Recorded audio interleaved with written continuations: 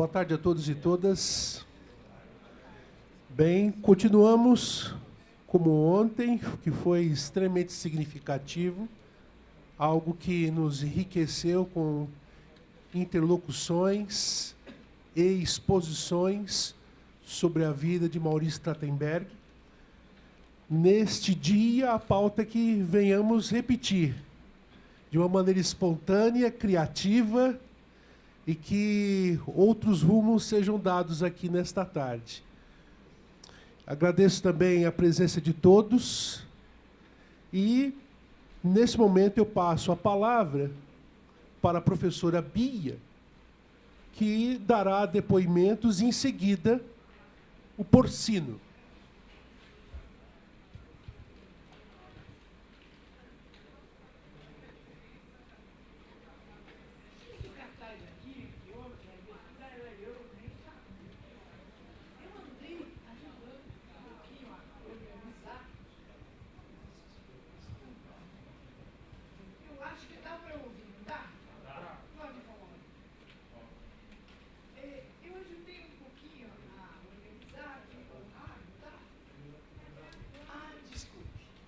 Alô?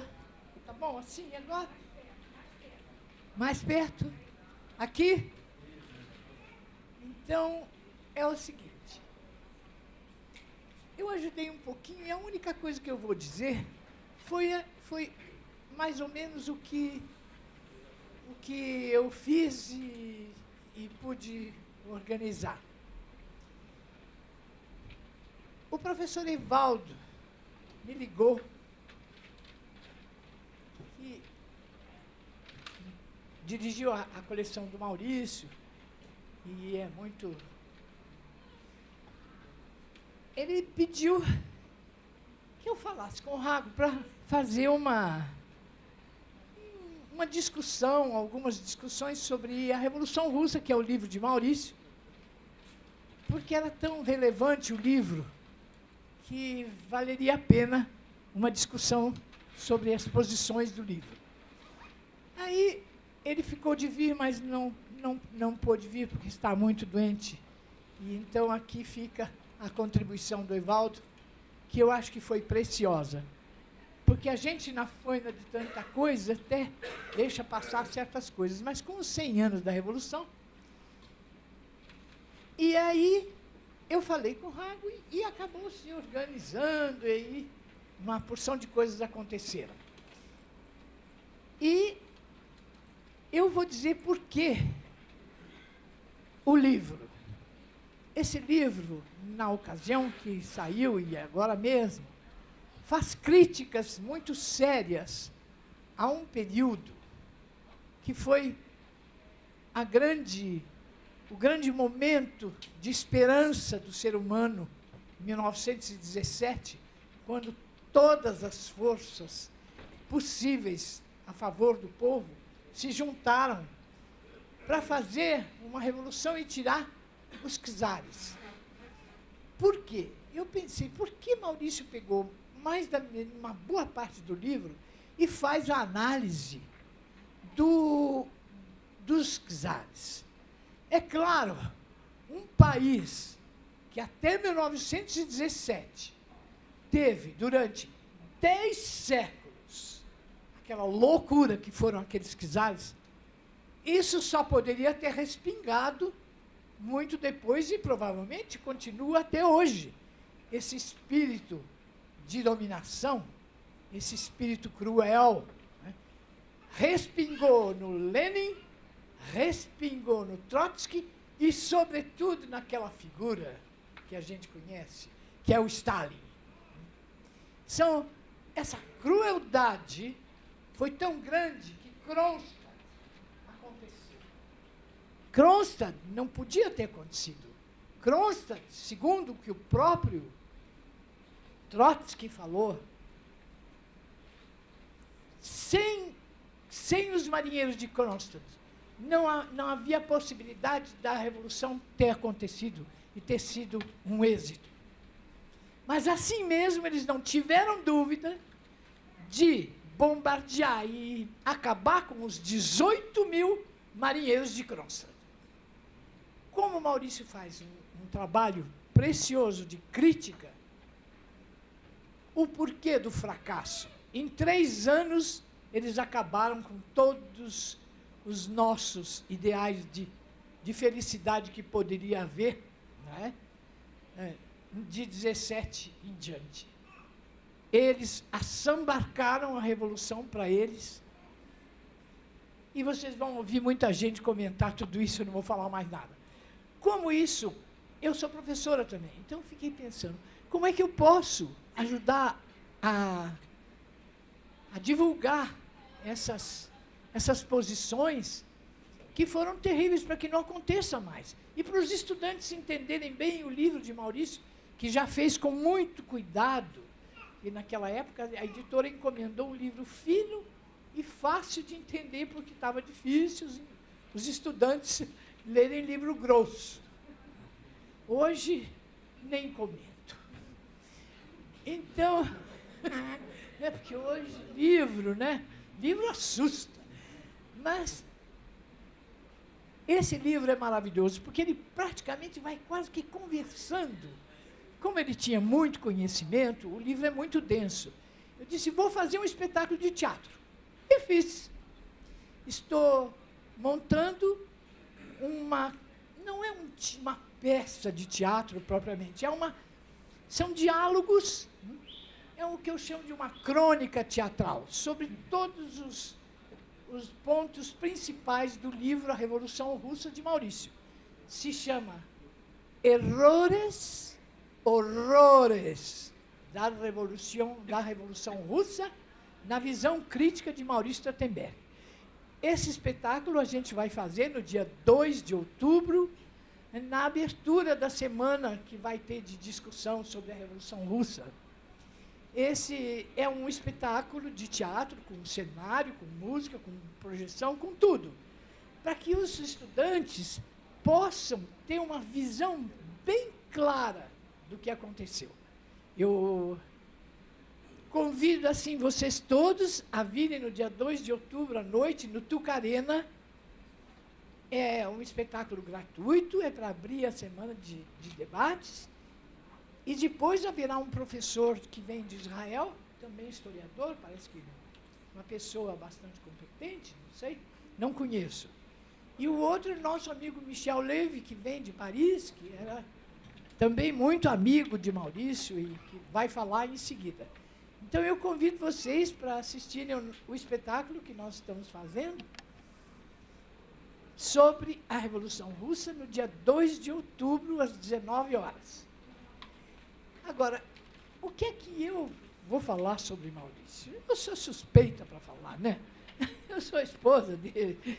Então, eu achei que alguém podia falar muito melhor do que eu, que é o Porcino, que é nosso amigo e que está sempre junto com a gente, e que fez as camisetas, e que fez tanta coisa, que distribuiu para vocês aí os artigos, né? E fez os bottoms, fez as camisetas, fez um monte de coisa. E o Porcino está sempre trabalhando para lembrar. Aí um dia o Porcino esteve em casa e disse, doutora Bia, estou querendo fazer um samba sobre o seu Maurício. Eu digo, ué, por quê? Porque eu fiquei conhecendo Paulo Freire pela escola de samba. Eu era moço e a escola, não sei se era Rosas de Ouro, que pode contar, descobriu Paulo Freire porque tinha o enredo da escola de samba, era sobre Paulo Freire. Eu digo, a única forma de se encontrarem o povo e os intelectuais que lutam pelo povo, eu acho que é mesmo através da escola de samba, viu? Porque aí eu digo, imagina, vamos lutar para fazer um enredo de escola de samba e sair para a avenida, como não? Depois que ele falar, eu pedi ao Porcino, que é a própria a pessoa que mais pode falar sobre um lado muito desconhecido de Maurício, que eu acho que é um dos lados mais importantes que ele tem. A militância real, política, na vida do dia a dia, a favor dos trabalhadores. Então, em vez de eu falar, o Porcino faz favor, vem aqui e conte para o pessoal como o Maurício agia. E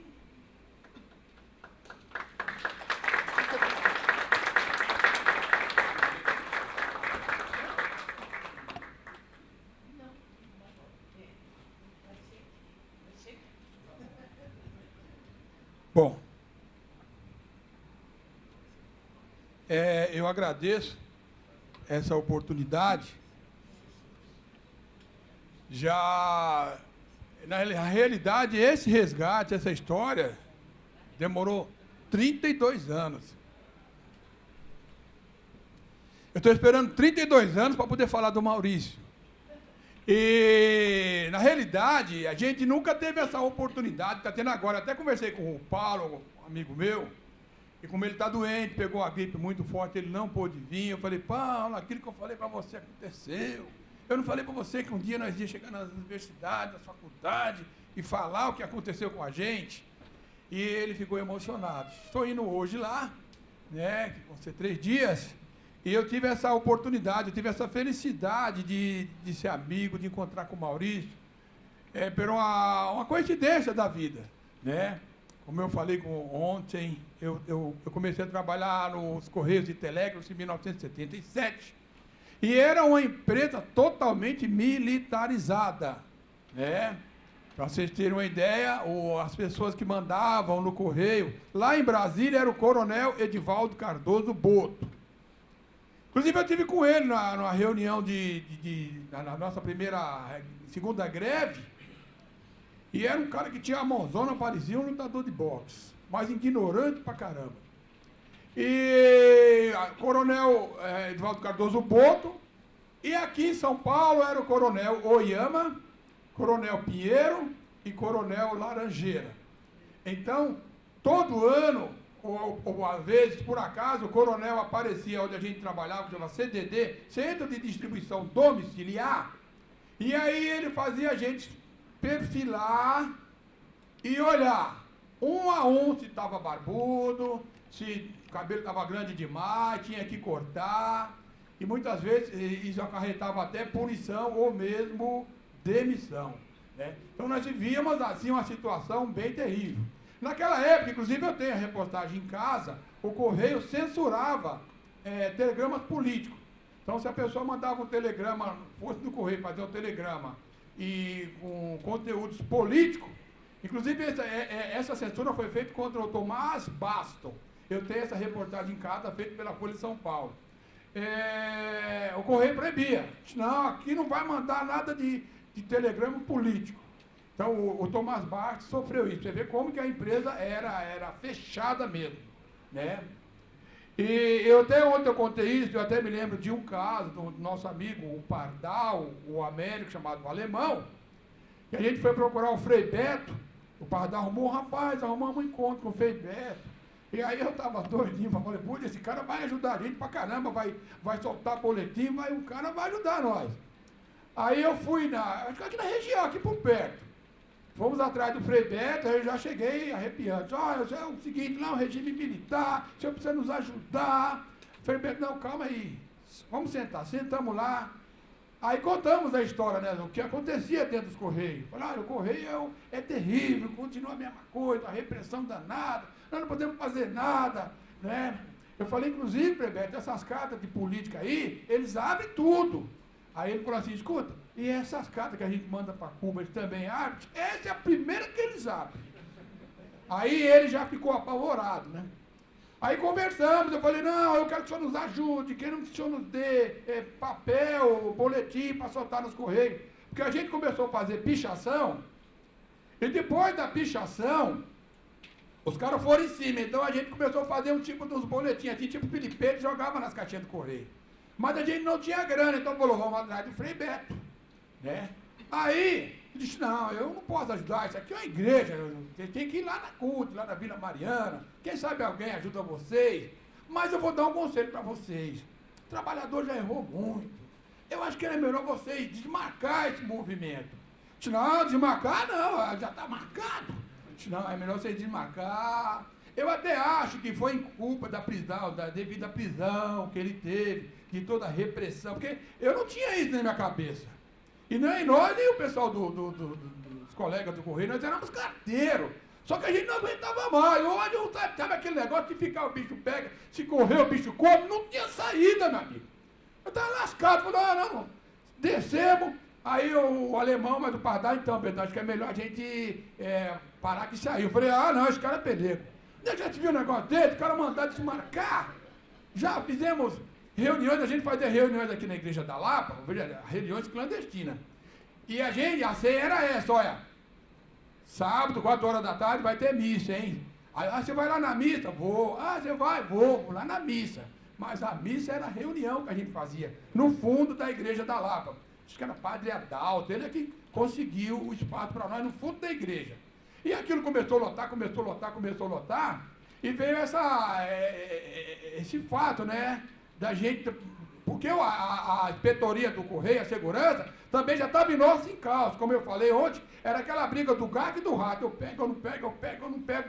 Só que a gente, como fazia as coisas clandestinas, eles não sabiam quem era. Então, uma hora eles estavam na Leopoldina, outra hora eles estavam na Moca, eles queriam pegar. E a gente sabia que uma hora nós ia cair. Aí eu fui atrás do Frei Beto, né? E o Frei Beto falou, não tem condição, aqui é a igreja, vamos lá na CUT. Aí foi que surgiu a ideia, né? Um colega nosso falou assim, rapaz, nós podíamos mandar uma carta pro Tancredo, esse cara vai ser presidente, porque nós estávamos naquele auge, né, das eleições diretas. Aí teve um encontro com o Tancredo aí na comunidade negra, e redigimos um manifesto, doutor Tancredo, gostaríamos de ter um sindicato no Correio, mas como não podemos, se pudesse uma associação já estaria bom.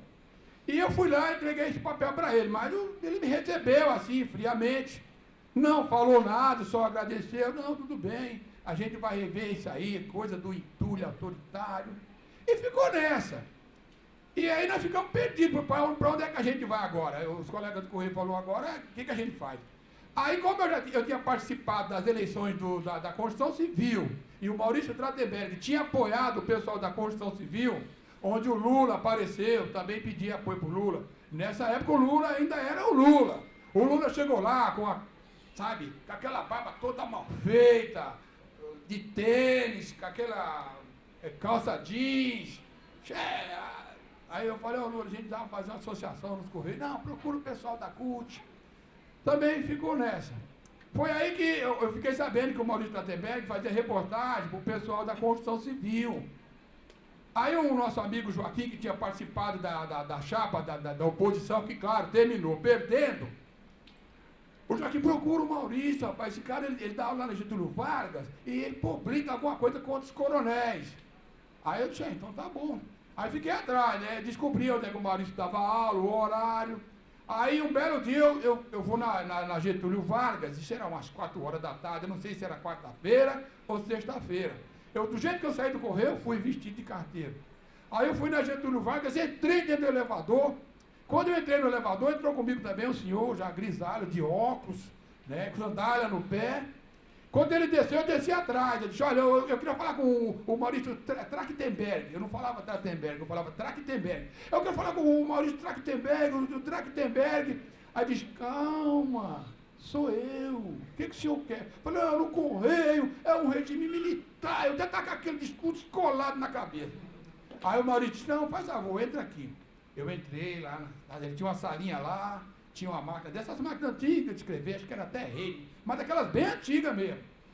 Aí disse, o que está acontecendo? Eu disse, seu Maurício, é o seguinte, a gente lá só trabalha, só se lasca, é repressão, é em cima dos carteiros, em cima dos motoristas, né? É o postal que nos rouba, nos assalta, que os coronéis que lá em Pinheiro, os carteiros criaram um negócio chamado FUBEC, Fundo de Benefício do Carteiro. O que era isso? Juntava todos os carteiros, davam uma grana, essa grana era colocada no banco, e quando o carteiro precisava de um dinheiro, ele ia lá, pegava o dinheiro, não pagava juro, e no outro mês repunha. Então eles criaram isso, chamavam FUBEC.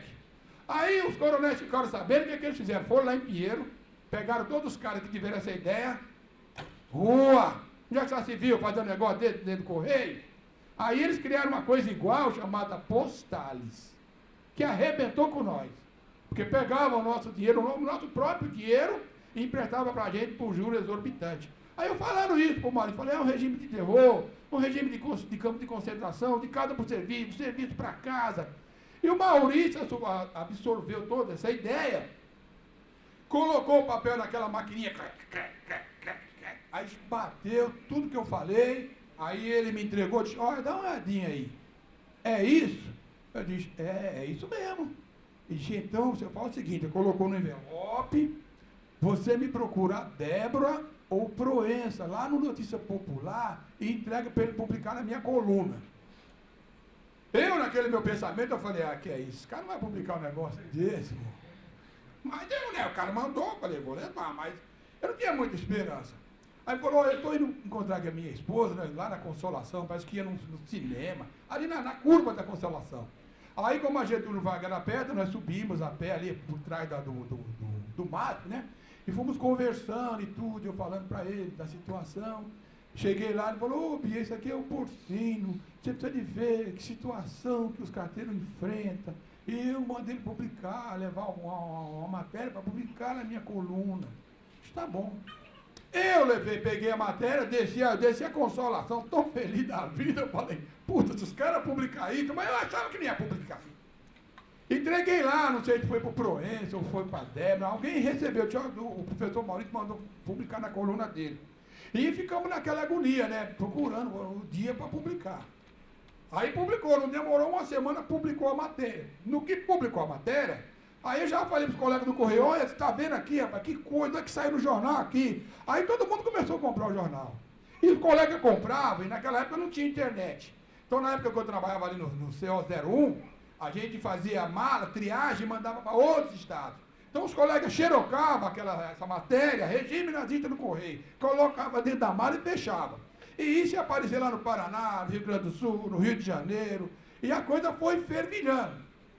Bom, aí, nós pegamos, tivemos depois dessa matéria do Almir Pazianotto, nós fizemos do Maurício, nós fizemos uma passeata, e depois dessa passeata nós procuramos o Almir Pazianotto. O Almir Pazianotto disse, olha, o negócio é o seguinte, vocês têm que aprender a cumprir horário. Marquei com vocês, acho que era 5, vocês estão chegando atrasados, e eu não sou ministro, queria ser ministro do trabalho, eu não sou ministro, não posso resolver nada, está encerrada a reunião, depois vocês me procuram. Mas vai ter greve, não, depois vocês me procuram. Ele não acreditava, porque, fazer greve no Correio, a coisa é complicada. Quando eu cheguei na Praça da Sé, a gente chegou, os colegas descemos para baixo, os colegas nossos, não está mais aqui o Álvaro. Disse, não, bicho, vamos tomar um, aí todo mundo foi pro boteco, vamos tomar um, a greve vai sair hoje. Aí subimos ali a Maria Paula, ali a pé, tudo revoltado, aqueles maiores nomes contra o Almir Pazianotto, nós elogiamos. Aí, falei, agora é decidir a greve. Aí, eu falei, até que eu tinha na época, eu trouxe aqui, eu tinha pedido para a Tereza Lajolo, e ela emprestou, naquela época das eleições diretas acontecia muito. Ela emprestou um caixão para nós, já está aqui na reportagem da Folha de São Paulo. E nós pegamos esse caixão, tem até na outra aqui, nessa matéria aqui da passeata, nós usamos esse caixão rodou, rapaz. E está escrito assim, ó, abaixo o regime militar, Correios. E pregamos na frente do caixão. E saímos, né, pela cidade. E aí, chegamos lá, como a gente não tinha microfone, não tinha nada, não tinha microfone, não tinha sindicato, não tinha nada. Aí eu falava, pessoal, o negócio é o seguinte, o que eu falar, vocês repetem, tá bom? Aí, tudo bem, o que aconteceu lá na reunião? E o pessoal do ABC, que eram os mais doidos, disse assim, pessoal, tivemos com o Almir Pazianotto, não resolveu nada. Nós só temos 2 caminhos, ou fazer a greve hoje, ou esperar o Tancredo assumir, e aí nós pedimos uma audiência para ver se a gente faz uma associação, um sindicato. Não, hoje a greve é hoje. E virou aquela loucura, e o pessoal com o caixão na mão. Aí eu disse, olha, eu fiquei doido, porque nós tínhamos conversado que não ia dar para fazer a greve. Nós não tínhamos nada, não tínhamos carro, não tinha som, não tinha nada, não tinha dinheiro, estava ferrado. Falei, puta merda, falei, então vamos fazer o seguinte. Aí eu me lembrei no Largo de São Francisco, tem uma espécie de um negócio lá, não sei o que é aquilo lá. Eu falei, eu vou subir lá e lá de cima eu olho os carteiros, aí vejo como é que se querem a greve ou não. Aí, pessoal, o negócio é o seguinte, tem duas propostas aqui. Fazer a greve hoje, ou esperar o Tancredo assumir e pedir audiência para fazer uma associação ou um sindicato. E aí, no que eu subi, os caras já puxavam a perna da minha conta. Eu decreto a greve hoje, a greve tem que ser hoje, é hoje. Quem é a favor, falar com o Tancredo? Quem é a favor da greve? Aí saiu aquela... Falei, e agora? Aí o Soarão quer falar para mim, manda fazer os piquetes, criar os comandos. Eu sei lá, eu que era comando, ninguém ia participar de nada. Aí saiu aquele monte de carteiro pela Avenida São João, vamos lá para Leopoldina. Aí chegou lá ali na Júlio Prestes, ali no trem, aquele monte de carteiro, mas era muito carteiro. Aí o cara disse, libera a catraca. O cara disse, não quer liberar. Libera. Acho que parece que ligaram para o governador, para o secretário, disse, não, libera a catraca. Liberaram a catraca, aquele monte de carteiro dentro do trem. Quando chegou lá na Leopoldina, a polícia estava esperando nós lá. Disse assim, escuta, quem é o responsável pelo movimento? E eu ainda não tinha chegado. Aí o Juraci, o colega nosso, disse, eu sou responsável. Aí então, ó, não quebra nada, só para proteger o patrimônio da empresa. Disse, então tá bom, não vamos quebrar nada e tal. Aí desceram aquele monte de carteiro. Quando eu cheguei lá na Leopoldina, a turma já estava tudo doido, já tinha ido no Ceada, que o Ceada ali perto, fizeram uma fogueirinha que estava fazendo comida, hoje já estava tomando uma dose, muito louco, o pessoal estava doidinho. Hoje não entra ninguém nessa... Mas aquele prédio, quem já foi na Leopoldina sabe, aquilo é um castelo, é muito grande aquilo lá. Hoje não entra ninguém aqui. Aí começou a chegar os caminhões, os caras paravam os caminhões, aquele que não parava, eles murchavam o pneu, aí lotou, cercamos assim o correio. Aí o Murilo Macedo decretou a ilegalidade da greve. No segundo dia está decretado ilegalidade e vai todo mundo para a rua. Aquilo eu tremi. Eu não tinha experiência que eu tenho hoje. Puta, eu fiquei mal. Falei, puta, agora vai mandar todo mundo embora. Se reunimos com o pessoal do ABC, os caras disseram, não, a greve continua. Eu disse, mas rapaz, você não viu? O Murilo decretou ilegalidade. Não, a greve continua. Aí eu fui conversar com o diretor regional. Nem o diretor regional do Correio, os caras queriam deixar entrar. A greve foi tão forte que cercaram assim, os carteiros, um abraçou o outro e cercamos o prédio todo. Não entra ninguém. Aí chegou o diretor, o Bulhões, a gente não vai entrar. Aí me chamaram, disse, olha rapaz, o diretor regional chegou aí, todo mundo quer deixar ele entrar. Eu disse, gente, mas se ele não entrar, como é que nós vamos negociar? Não, se ele entrar, então dá para todo mundo entrar. Eu falei, não, mas ele é o cara ligado à empresa, tem que entrar. Aí a muito custo convencemos, o cara entrou. Aí foram 3 dias de greve. E eu me lembro que a gente fez uma reivindicação, porque a gente não tinha dinheiro, não tinha nada. Aí na minha cabeça eu disse assim, vamos pedir 150, porque na época era 80% que eles davam. Vamos pedir 150 para eles dar 120, 90, né? Eu me lembro até quando eu estava na Leopoldina pichando os muros, estava eu e o Aureliano. Eu estava pichando de um lado e nós fomos em 3. Um pichava de um lado, um pichava do outro, e o outro ficava olhando para ver se vinha a polícia. Se visse a polícia, dava um toque e a gente saía fora. Eu estou pichando do lado lá, 150 ou greve. E o Aureliano do outro lado, 120 ou greve. Aí eu olhei para... mas vem cá. É 150, 120. Eu falei, não, meu, você é louco. É 150. Troca, é isso aí, meu. Aí arrumou lá o 2 pelo 5, né? Então a gente tinha aí 150, e o pessoal botou isso na cabeça, né? E virou uma loucura. 150 já faziam música, olê lá, 150 já. Aí, quando eles viram que não tinha gente, que realmente o correio parou mesmo, geral, aí eles resolveram ceder, fizeram reunião, até gravado isso aí. Fizeram a reunião e fizeram uma proposta de 122% de aumento. 122, a gente queria 150, mas 122, nossa, de 80 para 122, a gente aceitou. E aí, nós descemos, né, para falar para o pessoal que tínhamos conseguido 122, conseguimos 122. Não, 122 não, é 150. Olha, para botar depois, aí no sábado a gente voltou, conversamos, né? Aí o Homero falou, olha, eu aprendi que nesse país, para se comer um pão, tem que se pedir 2 pães. Então, nós estamos uma grande conquista, e em setembro nós vamos rever isso aí, e conquistar mais, né? E eu falei também, nesse dia, o Soarão, que era da oposição metalúrgica, ele tinha me orientado, ele falou, olha, mas ele falava, eu dava risada, porque eu falei, isso não vai acontecer. Ele falou, não, mas na hora que a imprensa chegar lá, você fala do Vladimir Herzog, você fala do Zequinha, do Fiel Filho. Está até no Diário Popular. Aí eu falei, olha, nós estamos aqui, eu não esqueço disso nunca, nós estamos aqui, mas para nós estarmos aqui, muita gente pagou com a vida, né, esse momento, né? Aí eu falei do Zequinha, do Vladimir Herzog, do Fiel Filho, daquele metalúrgico que morreu, o Santos Dia, né? Aí falei, mas a turma não queria. Foi duro para convencer que 122 era um puta do aumento. A gente conquistou os 122. Aí eu fui na casa do Maurício, né? Aí disse, o porcino, eu estava arrebentado. Eu fiquei uns 7 dias que eu não comia, não entrava nada na barriga, não segurava. De temor, do medo que eu passei.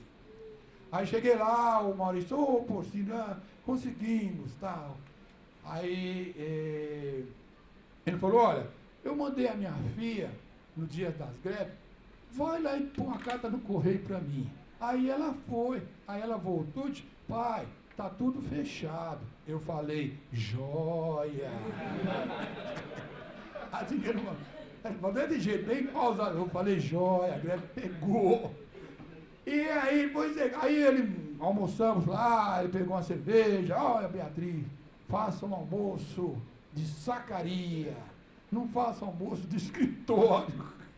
Comi, tomei uma cervejinha com ele lá. Depois voltamos lá, o Maurício me orientou, inclusive até em casa, eu estava vendo hoje, ele me deu assim vários passos, olha, faça isso, cria a comissão disso, a gente chegou até a criar, né? Comissões de carteiro para poder tomar conta do movimento. Aí, o Correio viu a grande cagada que tinha feito, porque 122 não era só para São Paulo, todo mundo queria. E com a greve de São Paulo, como eu falei, a reportagem do Maurício, que esparramou para o Brasil inteiro, começou a pipocar a greve em tudo quanto era lugar. Rio de Janeiro, Rio Grande do Sul, Alagoas, Pernambuco, todo mundo. E os caras mandavam carta para o Maurício, tem inclusive aqui numa dessas daqui, pedindo para entrar em contato comigo, para fazer uma pauta unificada. A coisa ficou muito louca. E aí o Correio viu a cagada que tinha feito. Quando passou o mês, no dia de pagar o salário que eles tinham prometido, disse, não vai pagar não. Aí pronto, aí a gente ficou macho, já estávamos, né, sabe aquele negócio, falando, puta, agora nós arrebenta mesmo. Já não tinha nada, agora já estamos conhecidos, já tem um certo apoio. Vamos para cima. Aí eu até lembrei com o Edivaldo, falei, Edivaldo, nós vamos fazer que nem a China. Nós vamos entrar no Vietnã, ficar 3 dias, depois nós volta. Que a China fez, teve uma guerra, né, da China com o Vietnã, e a China foi lá, ficou 3 dias, deu um pau nos caras e voltou, porque se fica lá, já era, né? Aí eu falei para o Edivaldo, vamos fazer que nem a China, nós vamos ficar 3 dias, só para dar uma advertência. Depois a gente volta. Mas que voltar nada. Aí, depois dos 3 dias, eu falei, a greve estava forte pra caramba, mas o Antônio Carlos Magalhães já era ministro da Educação, e o Antônio Camarão falou, não, eu quero a cabeça das lideranças, vou mandar todo mundo embora. Aí ferrou. Nós fizemos uma reunião aí na Câmara Municipal, né, no gabinete da Irene Cardoso. Falou, vamos gente. Aí o Edivaldo falou, não, mais uma semana nós arrebenta com eles. Só que nós não arrebentamos, porque os caras queriam catar a gente de qualquer jeito. A gente continuou a greve, né. Eu me lembro que nessa época tinha o Maisena, até falecido, um colega nosso. Ele fez uma música, né? Dizia assim, tem bumbum de fora para chuchu. Qualquer dia é o carteiro nu. Antigamente, o carteiro escolhia o presidente. Não se vivia com salário de ladrão. Hoje está tudo mudado. O Magalhães está no lugar errado. Bota aumento nisso. Que o salário já levou o sumiço. E eu cantei muito isso em outras greves que teve. Era assim, tem bumbum de fora pra chuchu. Qualquer dia é o carteiro nu, tem bumbum de fora pra chuchu. Qualquer dia é o carteiro nu. Antigamente, imagina na Avenida de São João, todo mundo cantando essa música. O carteiro escolhia o presidente, se comia mais feijão, não se vivia com salário de ladrão. Hoje tá tudo mudado, o Magalhães está no lugar errado. Bota aumento nisso. E saía pela Avenida São João cantando isso. E aí, não deu certo, né? Terminamos, nós tomamos um pau, porque os caras queriam a nossa cabeça. Não tinha jeito. Eu me lembro até que numa dessas reuniões, os caras falaram, a CUT é que está por detrás disso, hein? A CUT não está por detrás, a CUT está na frente disso. Porque aí eles pegamos ajuda de todo mundo.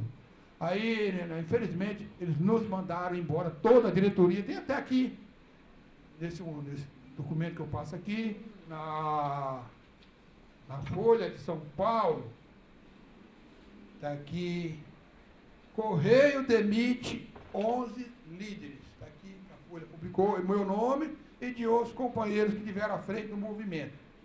Aí, passado isso, eu recebi na minha casa uma intimação do DEOPS. Aí meu pai, minha mãe, eu não falei para você não te meter nesse negócio de correio, de sindicato. E meu irmão, vai ficar preso lá, não vai voltar. Eu falei, eu me lasquei.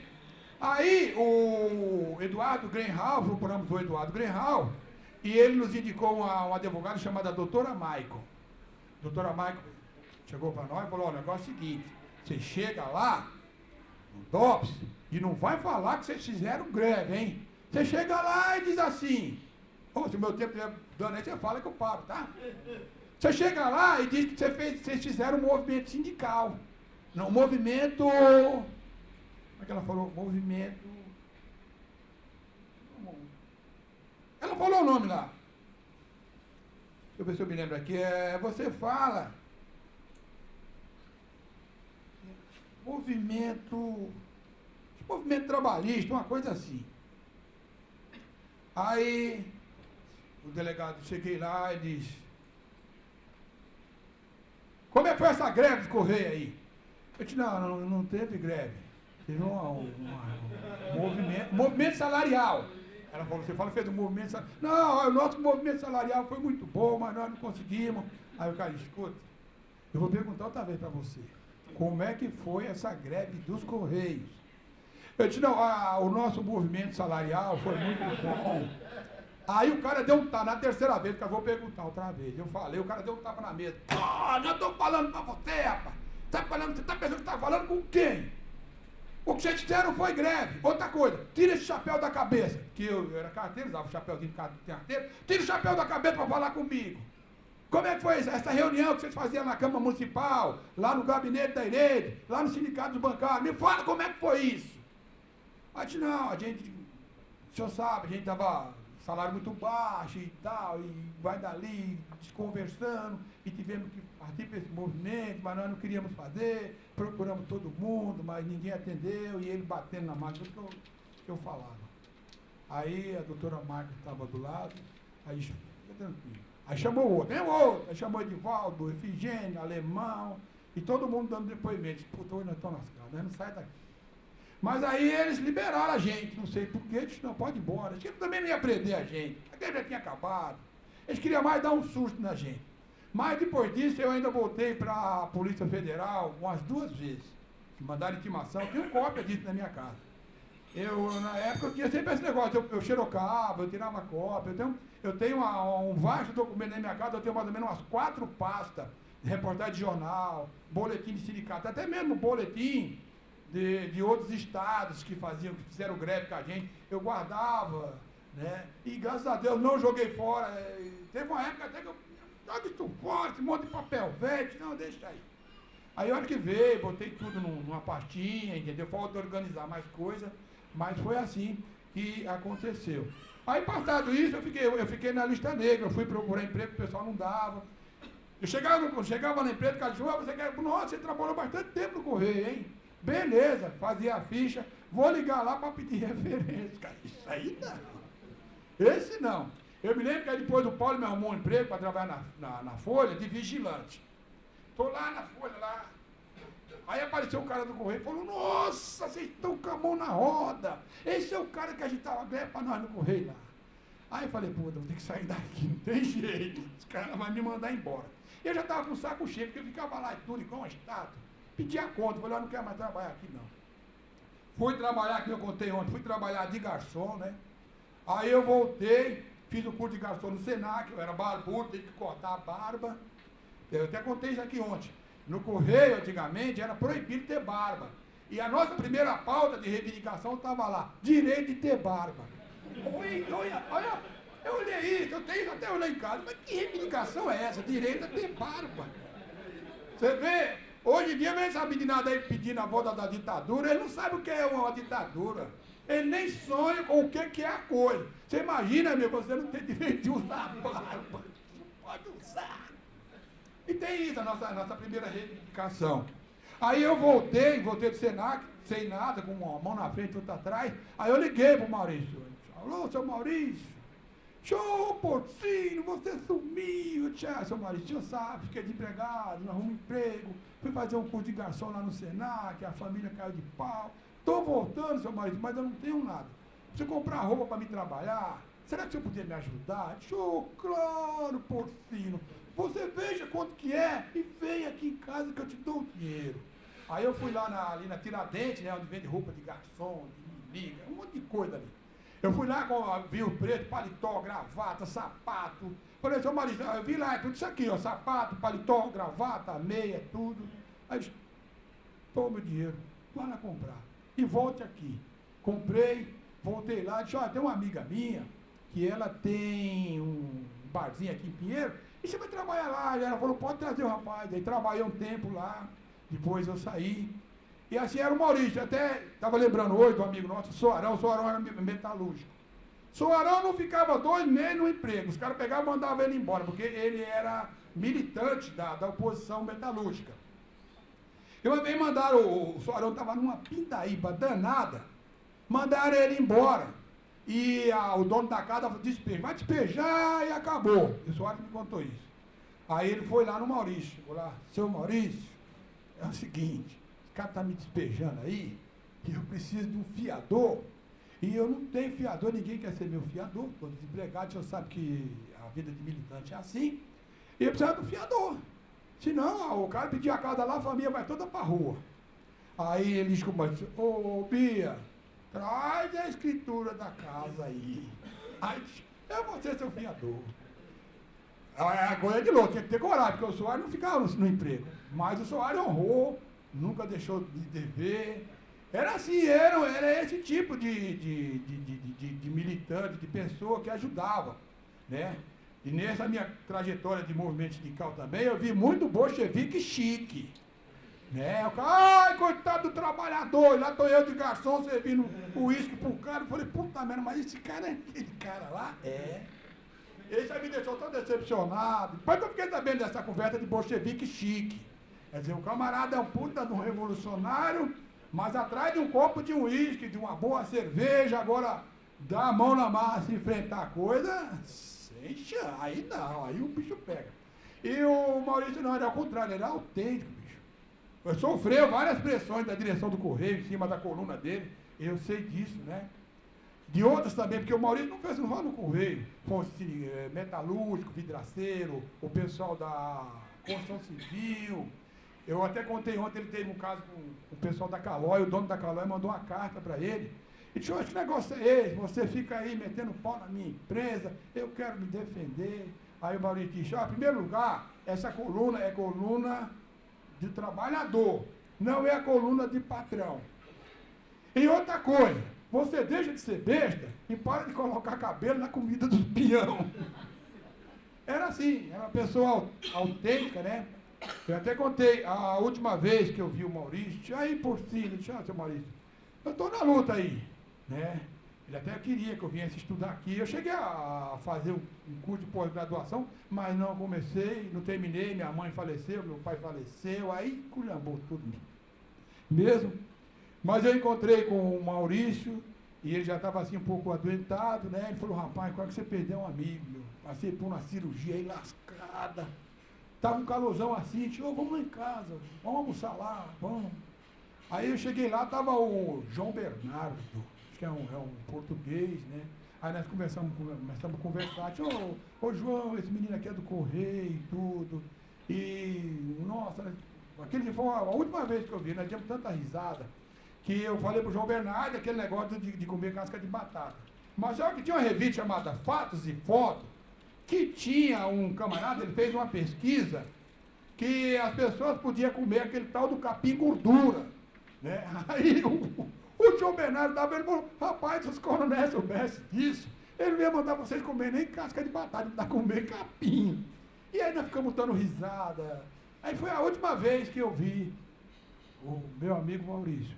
Então era isso, tinha muita coisa para falar do Maurício. Falar do Maurício é uma alegria, meu. Nossa, é um mundo. Imagina se o Soares estivesse aqui, o Soares está em Brasília.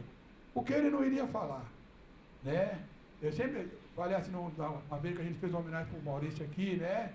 E um amigo nosso, né, falou aquela frase do apóstolo Paulo. Combateu, Maurício Trachtenberg, combateu o bom combate. Viveu na luta e não perdeu o ideal. Não perdeu. Isso é que é importante. Tá bom, gente? Mas outras coisas eu falo depois, né? Obrigado, hein?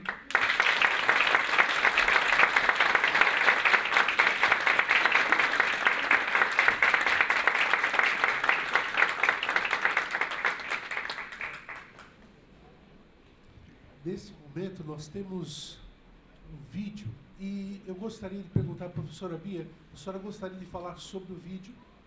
O vídeo foi o Conselho quem fez. O meu filho.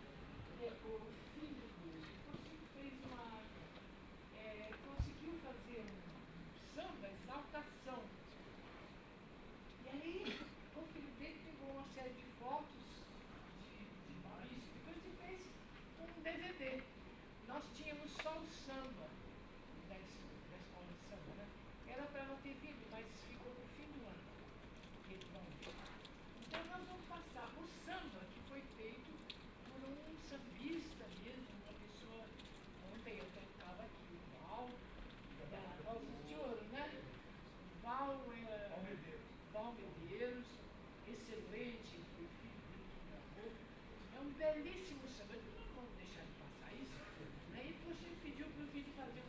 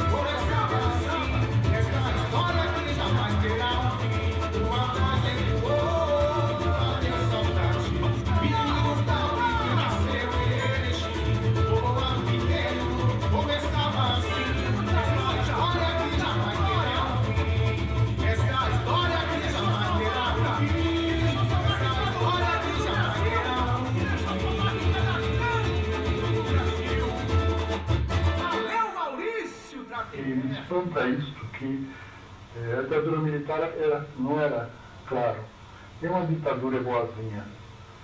Mas hoje está havendo uma repressão, que o francês diria, doucement, sorridente, doce, em que todo mundo perde direitos terríveis. Direitos levaram 100 anos para ser conquistados, especialmente os direitos trabalhistas, e isso não é reação social.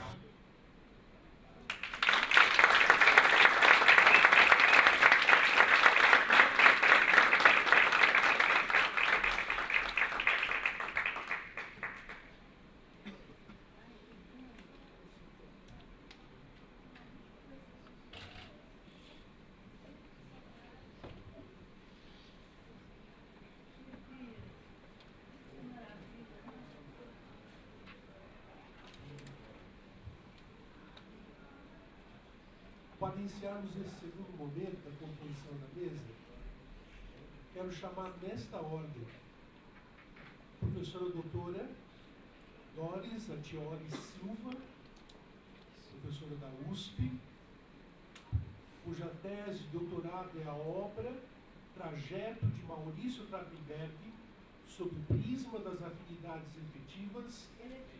eletivas, defendida na Sociologia da Unesp em 2004.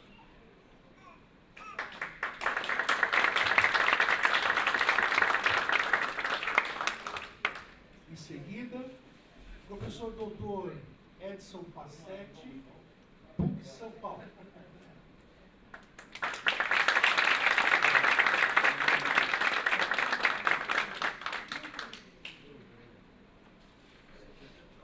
E o professor Felipe Ramos Mussetti, do Grupo de Estudo de Filosofia Política Contemporânea, mestrado e doutorando sobre as análises sobre o fenômeno político em Marx.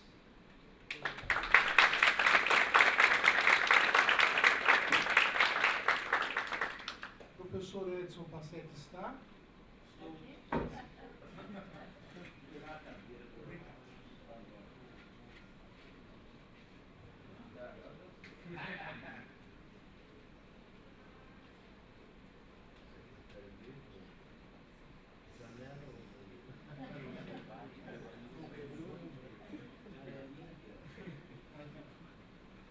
Bem, de praxe, eu quero dizer que temos de 20 a 25 minutos cada fala. Com a palavra, a professora Doris Atioli. Dá para falar assim? Você não me ouve? Não, precisa por causa da... Ah, precisa da gravação, né?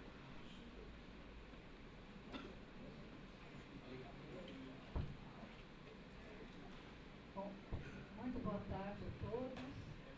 A gente custa segurar as lágrimas mesmo quando a gente vê esse vídeo do Maurício, o depoimento do Cursino e as palavras da Bia. Para mim é uma enorme honra, não é?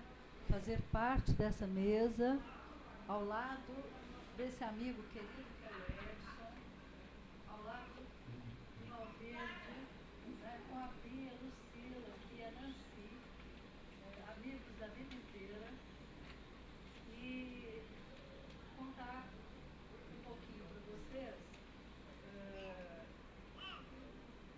tá ligado?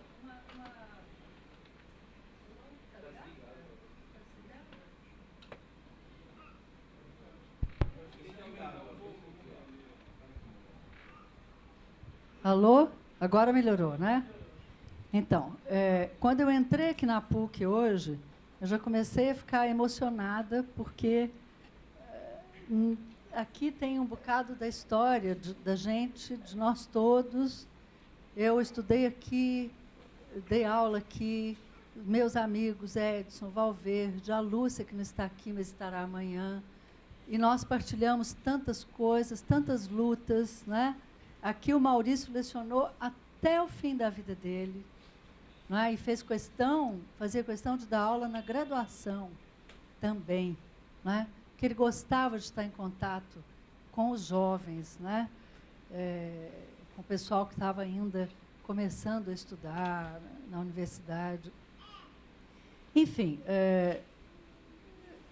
as falas do Cursino, a fala do Cursino me comoveu profundamente, porque me lembrou um outro episódio em que o Maurício também teve uma atitude, assim, super, fazia parte dele, uma atitude super iconoclasta, né? Ele levou para um congresso em Belo Horizonte, um congresso de educadores, uma Conferência Brasileira de Educação, aquelas famosas final dos anos 70, começo dos anos 80, ele montou uma mesa com trabalhadores, pessoal da oposição metalúrgica de São Paulo. Está dando para ouvir aí direito, gente? E ele levou Valdemar Rossi, levou vários trabalhadores e montou uma mesa chamada Quando o Operário Faz Educação. E o pessoal é que foi falar sobre uma experiência super interessante deles de socializar o conhecimento técnico entre eles, nos horários de almoço, nos intervalos do trabalho, né? É uma experiência linda, super libertária, e essa coisa de socializar o conhecimento para poder recuperar o conjunto do processo de trabalho, aquela coisa. E aí, bom, na Assembleia dos Educadores, a moção da mesa do Maurício foi recusada. Então, eu e a Célia Pezzolo de Carvalho, que também trabalhou aqui na PUC, era muito amiga do Maurício, desde a época da biblioteca, a gente escreveu um texto que saiu na Educação e Sociedade, em resposta à negativa da Assembleia de Professores, com relação à moção da mesa que o Maurício tinha montado, né? E aí a gente mandou brasa e tal, e terminamos o texto falando assim, a Assembleia de Educadores parece aquela máxima do Lenin, um passo adiante, dois atrás. E é bom lembrar que o conhecimento, como dizia Bakunin, só tem um objetivo, só tem um sentido, que é iluminar a vida e não governá-la. Para além disso, começam as pretensões doutrinárias dos seus sacerdotes, daqueles que se acham os seus proprietários, os seus sacerdotes autorizados, né? Então, eu me lembrei, a sua fala, Cursino, me lembrou muito desse episódio que eu pude presenciar lá em Belo Horizonte e pude registrar, né? Bom, quando eu estava fazendo a pesquisa do meu doutorado sobre o Maurício, e que foi um processo muito difícil também para mim, porque a minha ideia era fazer uma homenagem a ele em vida. Só que ele adoeceu e faleceu.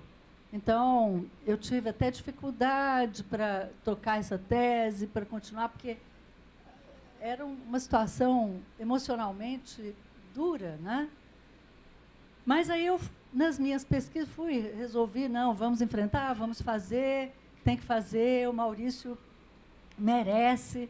E aí eu fui até a Unicamp, no arquivo de Edgar Loenrot, e encontrei um texto fantástico do Maurício, que, pelo que a gente sabe, pelo que se sabe, é o primeiro texto escrito do Maurício publicado em jornal, na Folha Socialista, que era dirigida pelo Antônio Cândido, Febos de Covatti, né?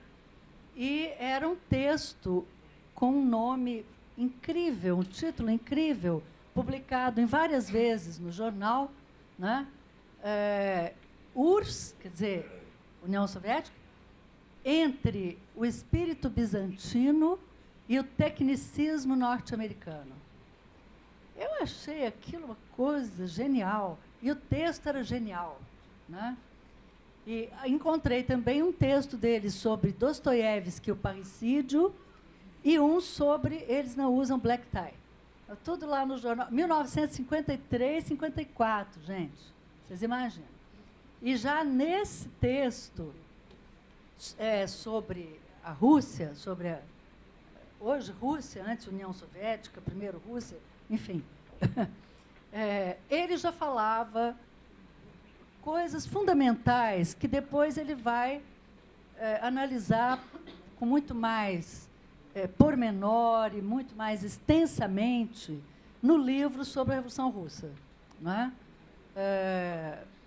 Então, quando eu encontrei esse texto, eu trouxe, levei para a Bia, e depois que o Maurício faleceu, bom, isso o Maurício já tinha falecido, e o pessoal da revista Educação e Sociedade, que foi uma revista que o Maurício ajudou a fundar na Unicamp, hoje é a revista mais antiga de educação, né? O pessoal me pediu um texto que ninguém conhecesse muito do Maurício, e eu enviei esse texto do Maurício, né? Que depois o Evaldo juntou na coleção Trachtenberg, né? E eu convidei a Lúcia Bruno para nós escrevermos um texto sobre esse texto do Maurício, né? E aí nós escrevemos esse texto que se chama O Mito, o Método, a História, a Revolução Russa sob a ótica de Maurício Trachtenberg, né? A minha ideia, quando eu vim aqui, era, porque é um artigo de 5 páginas, eu pensei em ler para vocês, porque é um artigo muito, muito claro. Não sei se isso vai ser meio aborrecido, se vocês vão achar chato, né? Mas eu não saberia improvisadamente dizer melhor do que a gente disse nesse texto sobre o texto do Maurício, eu e a Lúcia, não é? E a Lúcia estará aqui amanhã com vocês. Eu já falei com ela, né? Ela falou, não, fala sobre o nosso texto com o Maurício, sobre o Maurício e tal. Então, se vocês não se importarem, o texto não é chato, não é um texto pesado, nada disso. Eu gostaria de ler para vocês, porque é tão rico, e o texto do Maurício é tão genial, e traz uma faceta que não era muito comum nos escritos do Maurício, não era muito explícito, que é a questão da importância das práticas simbólicas, não é? Na luta política, na luta social. Então, eu vou pedir licença para vocês e vou dar uma lida rápida aqui nesse texto meu e da Lúcia Bruno, sobre essa beleza de texto do Maurício, não é?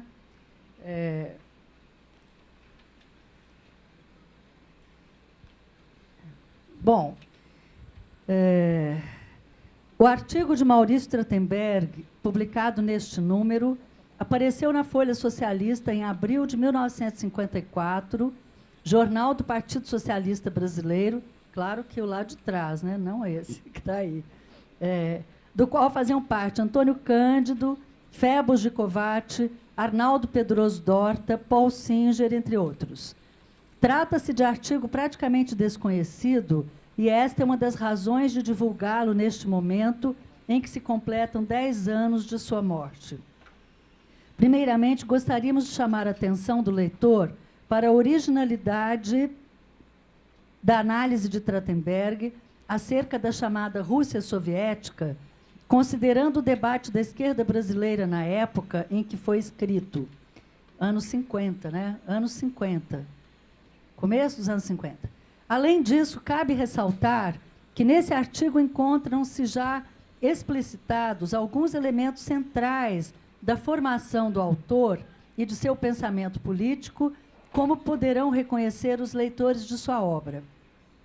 Vale, igualmente, referir a importância conferida por Trachtenberg aos processos simbólicos para a compreensão da vida social e para o desvendamento dos processos ideológicos e, finalmente, assinalar a atualidade que esse artigo guarda frente aos dilemas da política contemporânea. A análise da situação russa no contexto da esquerda brasileira.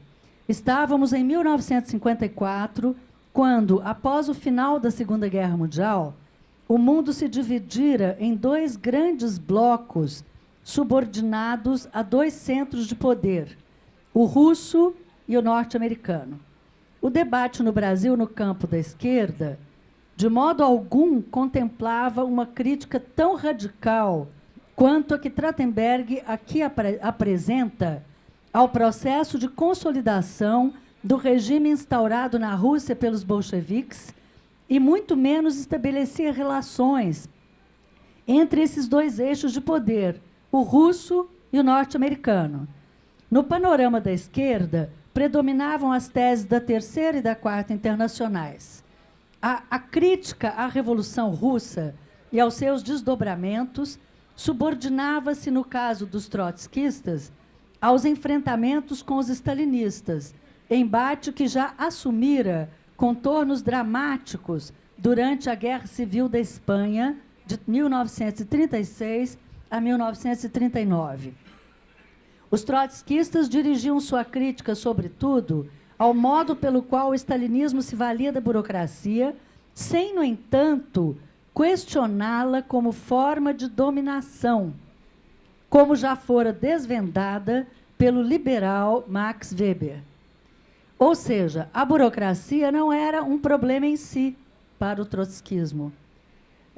Da mesma forma que não se criticava o regime político e social saído da Revolução de Outubro, que desde 1917 até a morte de Lenin, em 1924, contou com a participação ativa de Trotsky, inclusive no massacre de Kronstadt e de Makhno, era Trotsky quem estava à frente do Exército Vermelho, né?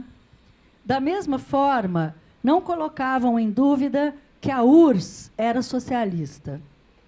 Essa limitação da crítica trotskista mantinha em relativa invisibilidade o papel fundamental dos gestores ou burocratas como nova classe dominante, amparada no controle do Estado e do aparelho produtivo. Ainda que fossem contrários à ideia defendida por Stalin do socialismo em um só país, e defendessem o internacionalismo dos processos revolucionários, não questionavam a estrutura de poder que se consolidou na Rússia após 1917, fundada no poder da burocracia do partido e na propriedade estatal dos meios de produção. Quanto aos socialistas, fiéis às concepções da Segunda Internacional, especialmente na sua vertente parlamentarista e legalista, a crítica incidia principalmente no caráter autoritário e despótico do stalinismo, sem, contudo, questionar a permanência da separação entre governantes e governados no país da Revolução Proletária. A crítica anarquista, por sua vez, iniciada já nos primeiros anos da Revolução Russa, tendo como base os massacres dos marinheiros de Kronstadt, do Exército Popular de Néstor Makhno, que tão importante fora na luta contra o Exército Branco, e a destruição dos soviets pela ação do Partido Bolchevique, foi fundo, né, a crítica anarquista foi fundo na questão da organização e exercício do poder no novo regime que se afirmava. Embora tivesse ampla divulgação nos meios operários, a crítica anarquista foi praticamente silenciada a partir dos anos 30, em decorrência dos reveses que sofreu graças à repressão violenta do Estado, sem nos esquecermos da hegemonia do Partido Comunista e dos trotskistas. Dessa forma, quando Trachtenberg publica esse artigo na Folha Socialista, em 1954, sua análise, ainda que singular e ousada, abriga muitos elementos da crítica anarquista acima mencionada, à medida que vai diretamente ao cerne da questão, a lógica e as características assumidas pelo novo Estado na União Soviética, tendo como referência básica as relações deste com o proletariado. Na realidade, considerando que Trachtenberg era frequentador dos centros de cultura social anarquistas, desculpa, é a secura do tempo. Como frequentador do Centro de Cultura Social dos Anarquistas de São Paulo, compreende-se essa reverberação. Obrigada, querida. No entanto, Trachtenberg aporta outra dimensão à análise do processo russo, recorrendo à história. Nessa perspectiva, vai encontrar no passado bizantino da Rússia, no seu entrelaçamento com os desdobramentos da Revolução e, principalmente, com o bolchevismo, as forças determinantes da configuração que assumiu até a segunda metade do século XX, quando o artigo aqui examinado foi escrito. Entrelaçamento da história e dos processos simbólicos, como recurso de análise da realidade social. No conjunto da obra de Trachtenberg, o recurso à história é permanente, e nesse texto pode-se perceber como ele a entrelaça aos processos simbólicos, situando-os nas esferas das práticas sociais vividas. Utilizando uma linguagem metafórica, que aqui é também procedimento heurístico, traz da geologia a figura da pseudomorfose. De acordo com o glossário geológico, a gente foi procurar no glossário geológico para entender a tal da pseudomorfose, né, que o Maurício utilizou. Então, de acordo com o glossário geológico, a pseudomorfose mineral indica um corpo cuja forma externa corresponde à do cristal original, mas, no entanto, é constituído por material neoformado, como, por exemplo, a pirita limonitizada ou a calcita substituída pelo quartzo. Então, depois vocês vão entender bem em que sentido Maurício usou essa figura, que é genial, para falar do bolchevismo, né, como pseudomorfose. Em termos históricos, segundo Trachtenberg, a pseudomorfose se dá quando uma cultura estranha cai sobre a outra com tanta força que a cultura jovem não consegue respirar livremente, não chegando a constituir-se nas suas formas expressivas e peculiares, com consciência de seu papel histórico. Observe-se que, para o autor, trata-se de uma relação de poder em que conquistadores e ou aspirantes à nova classe dominante se impõem como lavas vulcânicas, imiscuindo-se nas cavidades dos processos históricos, impedindo ou absorvendo a emergência do novo. Como bom leitor de Cassirer e de Marx, Trachtenberg não ignora a importância da dimensão simbólica nos processos históricos. Vale lembrar a análise tão cara a ele que o autor de O Mito do Estado realizou nos anos 30 a respeito da utilização dos mitos germânicos pelos nazistas, numa verdadeira pseudomorfose. No caso do cristianismo abordado por Trachtenberg, logo no início do artigo, a pseudomorfose manifesta-se no mito do nascimento de Jesus, cuja origem é imemorial. Este mito já aparece, como nos diz Walker, no livro de Enoque, do século II a.C., em que Yeshua, ou Jesus, era o nome secreto dado por Deus ao Filho do Homem, título persa que significava Yahvé salva. Outra referência mítica trazida por Trachtenberg é a de Saoshyant, o salvador do mundo na escatologia do zoroastrismo, também chamado de masdaísmo. O zoroastrismo chegou a ser a religião dominante de uma parte expressiva do grande Irã, influenciando a história e as tradições dessa região. A conquista islâmica, no entanto, marginalizou o zoroastrismo a partir da metade do século VII. Hoje, calcula-se que há menos de 20 mil adeptos na região, sendo que a Índia concentra o maior número deles, chegando a 70 mil. É a mesma referência, esse Walker. Eu acho que é uma mulher. Walker.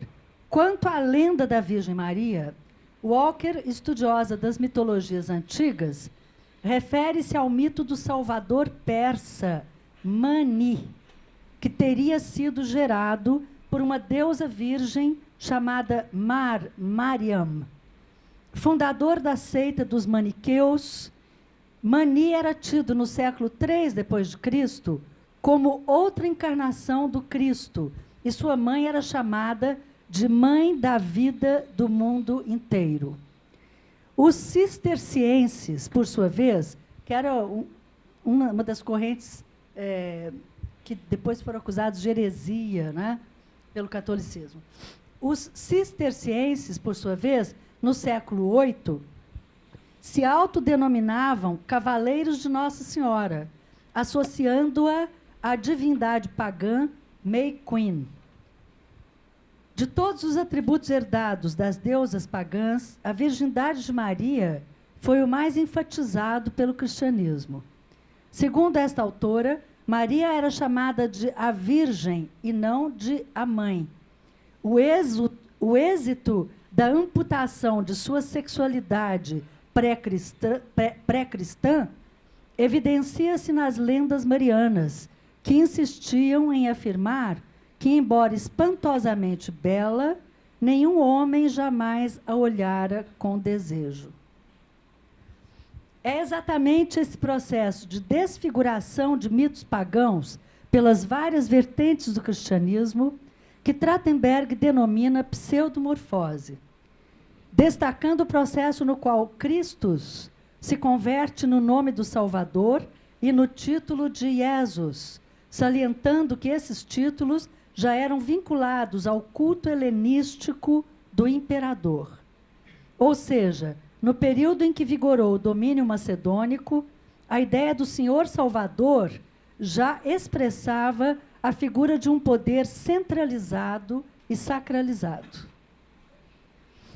As lendas bilinas, que o Maurício se refere no artigo dele, as lendas bilinas, a gente foi atrás, foi a maior pesquisa para entender as citações do Maurício nesse texto dele, que é um texto muito erudito, incrível.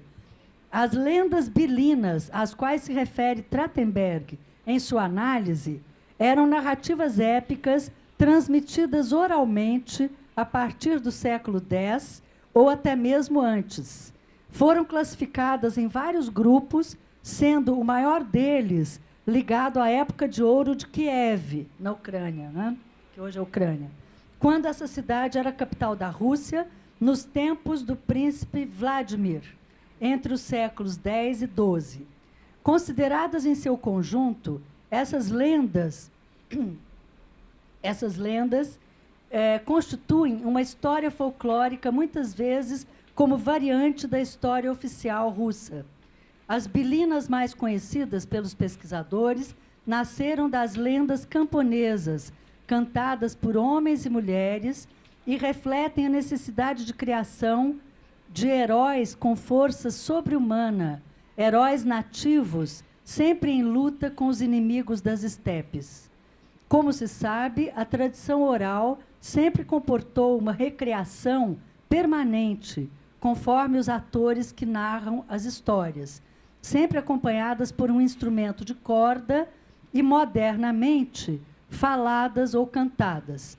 Os heróis mais antigos surgem, assim, conectados a mitos arcaicos, como é o caso de Ilha Muromets, ao qual Trachtenberg faz referência no texto dele. Cabe lembrar que a sacralização do poder por meio do cristianismo, ou dos cristianismos, ocorreu não só na Rússia bizantina, mas em grande parte do mundo ocidental.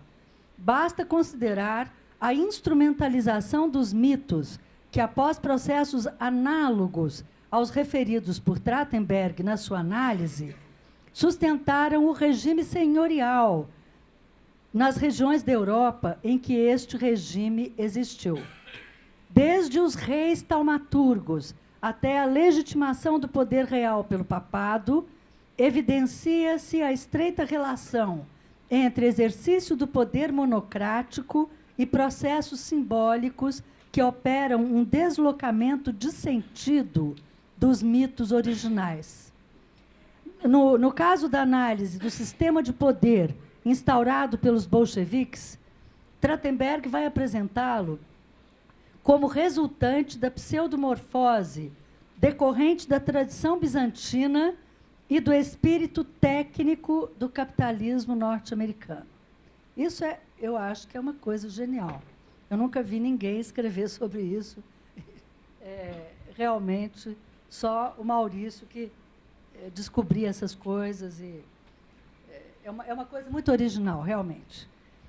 Um elemento da tradição bizantina que se encontra na própria estrutura do Império Teocrático Russo reaparece na estrutura de poder que se consolida já nos primeiros anos da Revolução, com a fusão entre o Partido Bolchevique e o Estado recém-conquistado, dirigido por um líder carismático, cultuado como o grande salvador, Lenin.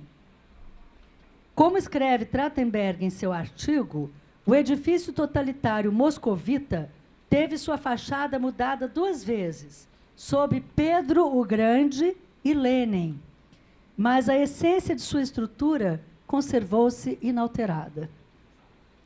Trata-se de colocar em evidência a permanência de uma lógica que continua a modelar a estrutura do poder e o seu exercício na Rússia pós-revolução e cuja origem remonta à época em que o Principado de Moscou, convertido no centro do reagrupamento da cristandade ortodoxa russa, na luta contra os muçulmanos e latinos, tomou dos gregos a herança bizantina, processo este que prosseguiu com Ivão o Terrível, que se fez coroar czar em 1547, proclamando-se imperador romano do Império do Oriente.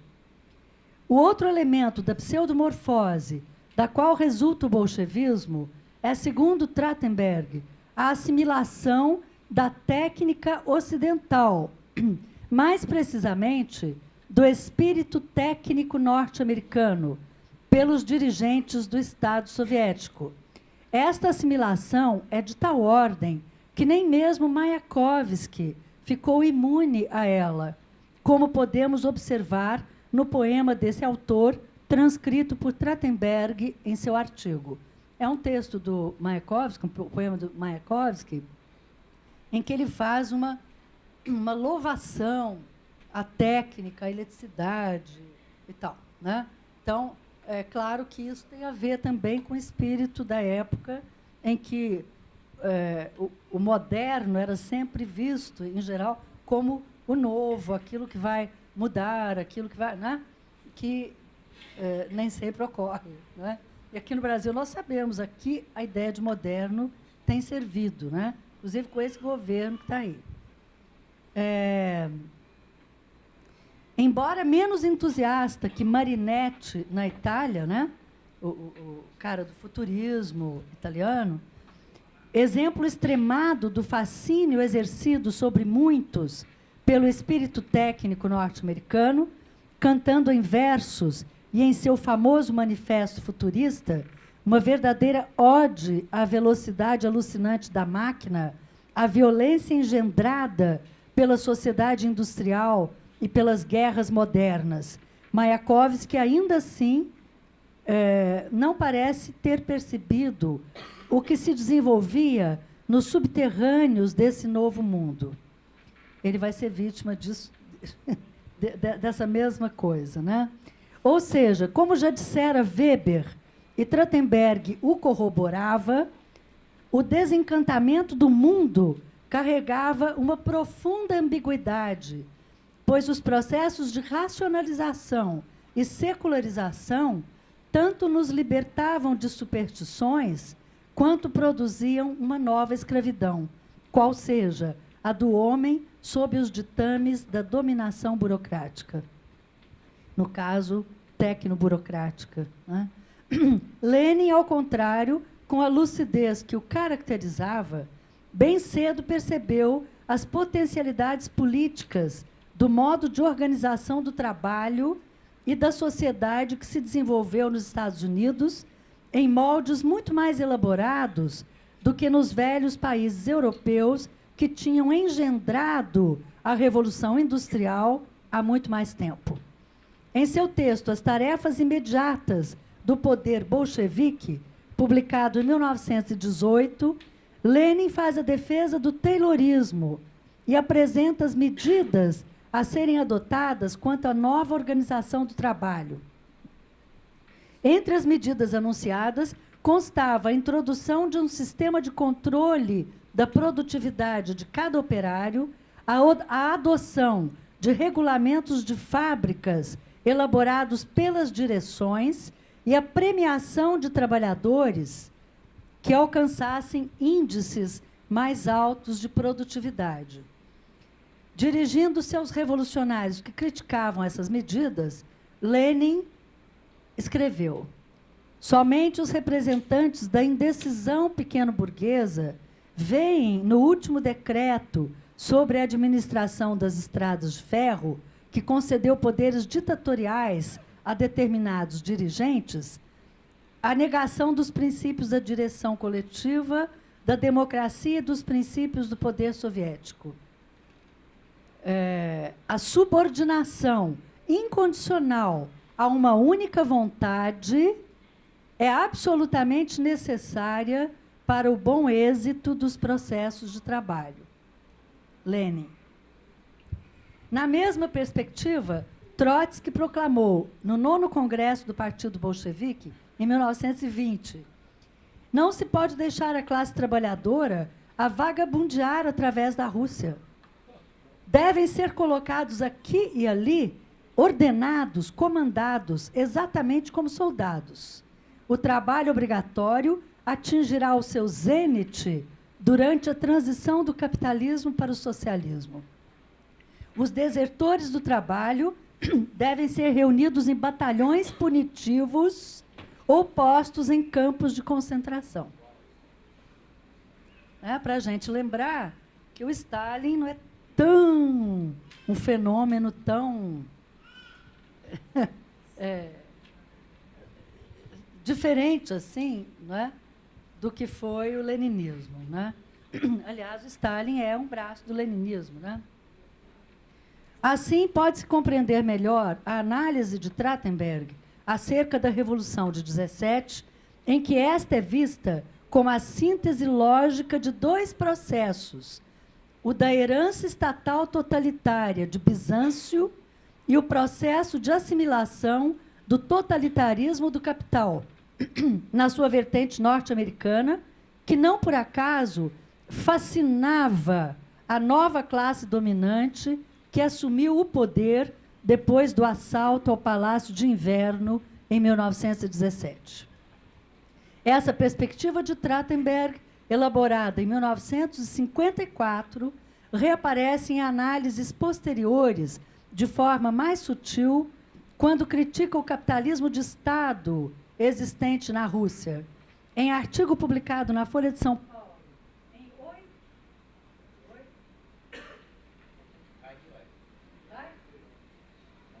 Não foi.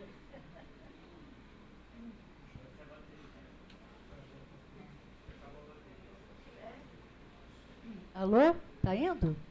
Está dando para ouvir? Já está acabando, viu, gente? Em artigo publicado na Folha de São Paulo, em 8 de novembro de 77,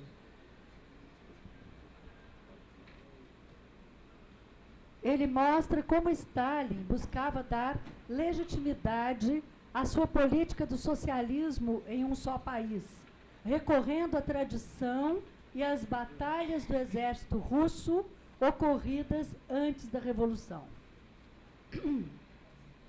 Cita trechos de um discurso de Stalin proferido em 1941, no 24º aniversário da Revolução de 17, onde são exaltados santos da Igreja Ortodoxa e figuras másculas de nossos antepassados, como os referiu Stalin. No caso, um deles era o Marechal Suvorov, que lutou contra a Revolução Francesa e reprimiu a rebelião camponesa na Rússia, a rebelião conhecida como a rebelião de Pugachev, no século XVI ou XVII. Essa forma de legitimação do poder vinculava-se, segundo Trachtenberg, a um messianismo nacional que vinha de longe. Finalmente, gostaríamos de assinalar a atualidade da análise apresentada no texto aqui publicado de Trachtenberg e a propriedade da metáfora da pseudomorfose para a compreensão de certos processos sociais contemporâneos. Referimos-nos ao caso da China atual, em que o Estado começa a reabilitar aspectos do budismo na sua vertente mais conservadora, exaltando-se os ideais de harmonia, tolerância e consenso social, além da revitalização de uma mística da passividade. Hoje, os slogans marxistas-leninistas já não mobilizam a população e pertencer ao partido é para muitos sinônimo de carreirismo e de corrupção. Assim, o governo chinês se apressa em restabelecer relações diplomáticas com o Vaticano e a reabilitar antigas religiões até pouco tempo proscritas pelo regime. Muitos jovens estão sendo empurrados para o budismo, sobretudo estudantes das zonas urbanas e das classes médias. No momento, o Estado é cada vez mais tolerante com a proliferação de templos e outros lugares de culto, tendo em vista administrar os conflitos latentes na sociedade chinesa e prevenir-se contra novas ondas de protestos, tais como as ocorridas nos últimos anos. Não por acaso, em 1º de outubro de 2007, pouco depois do 17º Congresso do Partido Comunista Chinês, o governo chinês colocou em órbita um satélite cujo nome é Chang'e, conhecida deusa budista. Este processo ocorre simultaneamente à assimilação pelos donos do poder na China do espírito técnico do capitalismo ocidental, em que os limites da exploração só podem ser estabelecidos pelas lutas dos trabalhadores na defesa de seus direitos e de suas vidas. Para evitar o enfrentamento com os trabalhadores, as ideologias forjadas pelo poder do Estado chinês, a partir de slogans marxistas, já não se sustentam. Para além da repressão, que encontra sempre seus limites, no risco de deflagrar lutas generalizadas e incontroláveis que poriam em risco todo o projeto capitalista da Grande China, há que se recorrer também aos processos simbólicos que buscam resgatar os elementos mais conservadores e até mesmo reacionários de antigas religiões. Resta saber se essa harmonia precária, buscada através da instrumentalização do budismo e de outras construções simbólicas, se sustentará. Na Rússia atual, vemos que a herança bizantina, no que tem de autocrática, messiânica e centralizadora, continua a ser evocada por Putin e seus seguidores. O mito da Grande Rússia não desapareceu, ao contrário, parece sustentar seus projetos expansionistas e centralizadores. Nova pseudomorfose? Quais elementos estão ali sendo acomodados lado a lado? Quais lavas vulcânicas, como diz Trachtenberg em seu artigo, estão a ocupar as cavidades abertas pelo processo de mudanças pelo qual passa a sociedade russa?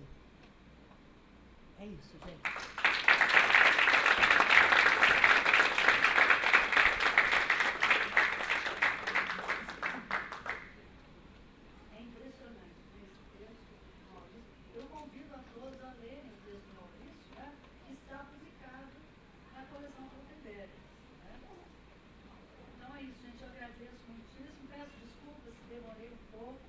Mas eu acho que é um texto tão complexo do Maurício que eu não sabia poderia, assim de improviso, falar com todos os detalhes.